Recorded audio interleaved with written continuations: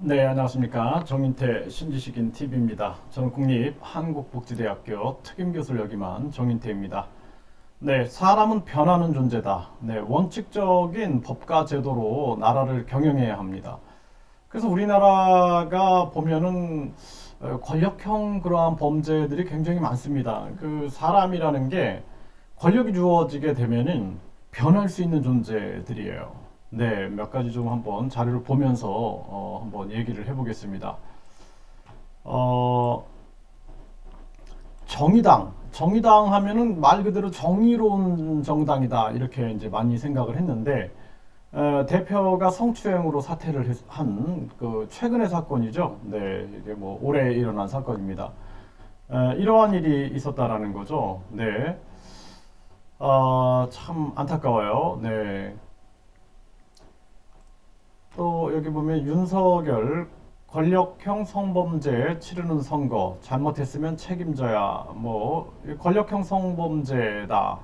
네, 그러한 부분들. 또 여가부 장관 후보자 박원순, 오거돈, 안희정 권력형 성범죄다. 네, 이렇게 얘기를 했어요. 그 박원순 시장, 전 시장, 또 오거돈 전 시장, 안희정, 그쵸?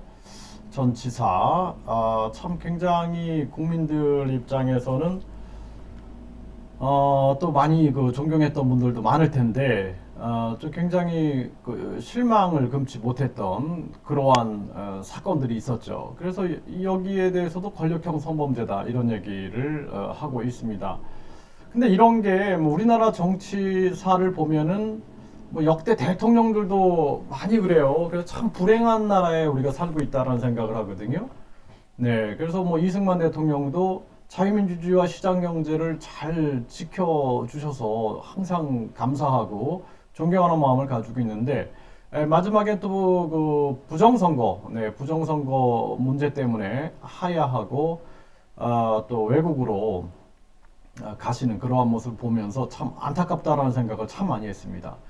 그러니까 사람은 사람이니까 그래서 법과 제도 그리고 내가 어떤 그 욕심과 이기심을 절제하지 못하면은 마지막에 정말 크나큰 역사에 오점을 남기는 경우가 되게 많죠.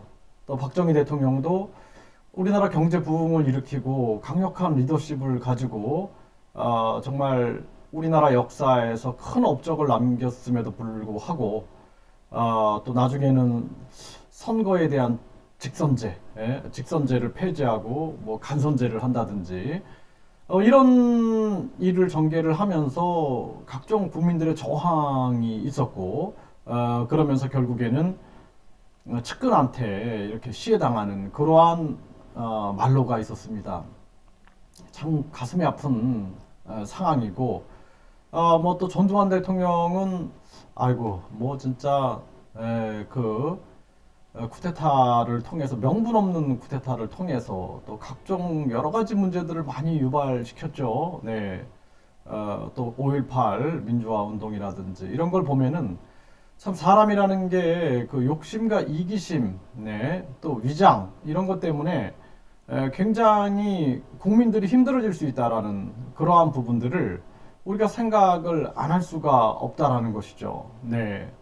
그 역사 속에서 보면 항상 그런 뭐 김대중 대통령도 그렇고 또 뭐 노무현 대통령도 그렇고 또 김영삼 대통령도 그렇고 정말 훌륭한 면이 굉장히 강한 그러한 분들임에도 불구하고 뭐 측근들 비리부터 해서 각종 이런 데 휘말리는 그러한 상황들을 보면은 상당히 좀 안타깝습니다. 그래서 정말 권력이라는 그 속성이 이런 문제들을 유발시키는 거예요. 예, 욕심을 절제하지 못하게 또는 이기심을 절제하지 못하게 각종 욕망을 절제하지 못하게 하는 그러한 상황들.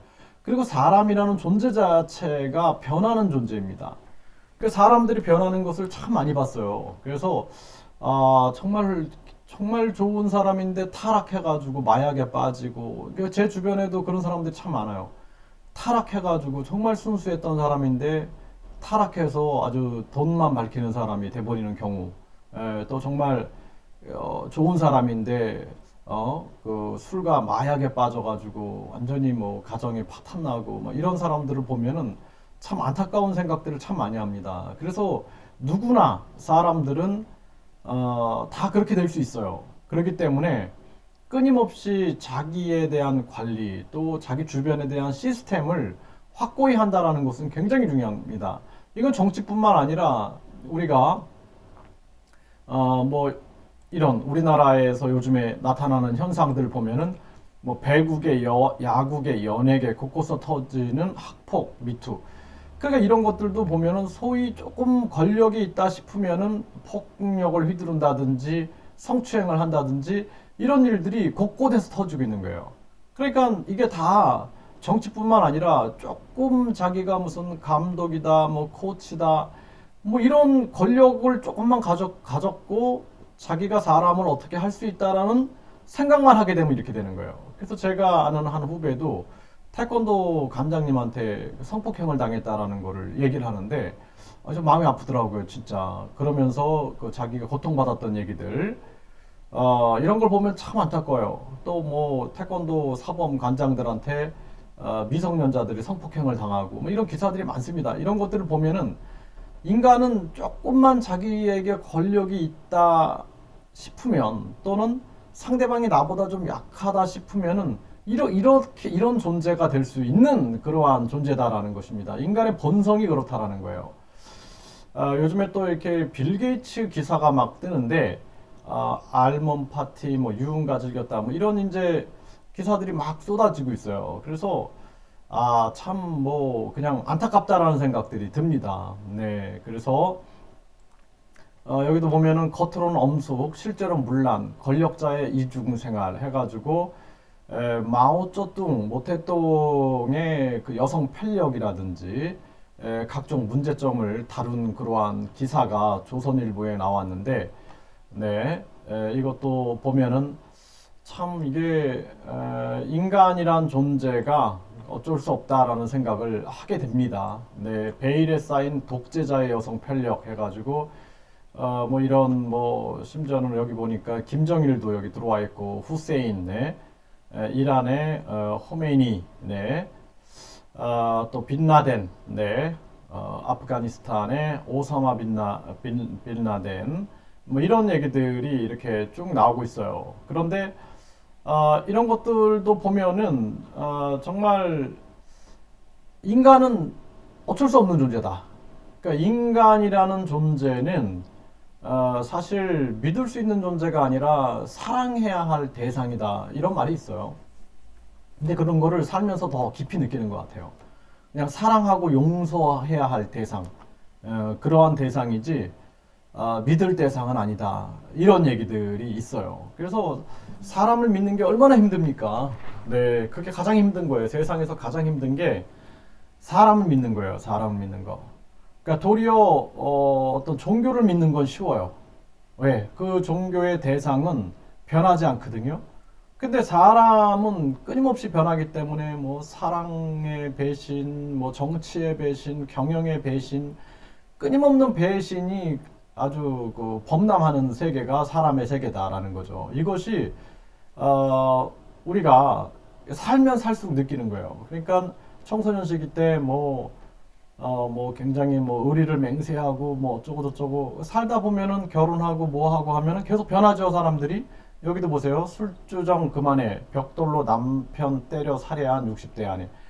그 요즘에 뭐 부부끼리 죽이는 게 굉장히 많아요. 이분들도 결혼하실 때는 어땠을까요? 뭐 검은 머리 파뿌리 될 때까지 행복하게 살자, 서로 존중하자, 사랑한다, 너 없이 못 산다 하고 나중에는 보면 서로 죽이고 이러한 일들이 벌어진다라는 것입니다. 그러다 보니까 우리나라에 황혼 이혼이 급증하고 있다라는 거예요. 황혼 이혼. 네, 그래서 이 빌 게이츠의 뭐 이사회 퇴진 또 직원과 부적절한 관계가 많았다, 뭐 이런 기사들도 나옵니다. 그래서 우리가 국가를 운영할 때 가장 중요한 측면들이 뭐냐면 원칙적인 법과 제도로 나라를 경영해야 된다라는 거예요. 그 독재가 있으면 안 되는 거예요. 독재가 견제를 해야 돼요. 그럼에도 불구하고 삼권 분립인 우리나라 상황에서 보면은 계속 뭐 국회의원이 장관을 겸직하고 국회의원이 총리를 겸직하고 그러죠. 그게 얼마나 위험한 건지를 모르는 거예요. 사람이라는 것이 권력에 탐을 내기 시작하면은 국회의원도 하고 싶고 뭐 총리도 하고 싶고 대통령도 다 혼자 다 하고 싶겠죠. 그렇죠? 하지만 그런 것이 욕심과 이기심이 될 수 있고 자신 스스로도 위험에 빠질 수 있다는 거예요. 그래서 삼권을 분립해 놓은 겁니다. 그래서 대통령의 행정부와 입법부인 국회와 그 다음에 사법부인 법원 조직을 분리시켜 놓은 거거든요.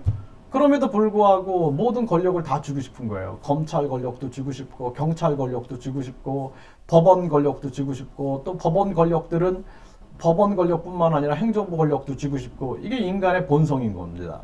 그렇기 때문에 우리가 이 원칙적인 법과 제도로 나라를 경영한다는 것이 굉장히 중요한 거예요. 그래서 제가 국민 공천증제를 얘기하고 대통령 국민 추천제, 국회의원 국민 탄핵제, 국민이 탄핵하는 거죠. 그리고 법을 국회의원만 발의하는 국회의원 독점이 아니라 국민이 법을 제정할 수 있는 권한을 주는 국민 법률 제정제. 이러한 법률을 제가 끊임없이 얘기하는 것이 뭐냐면 시스템 경영이에요. 나라를 시스템으로 경영해야지 권력이 집중되면 위험한 거예요. 사람이라는 존재가 그렇다라는 것입니다. 그래서 히틀러라든지 뭐 캄보디아의 폴포트라든지 뭐 100만 명을 살해하고 600만 명을 살해하고 예?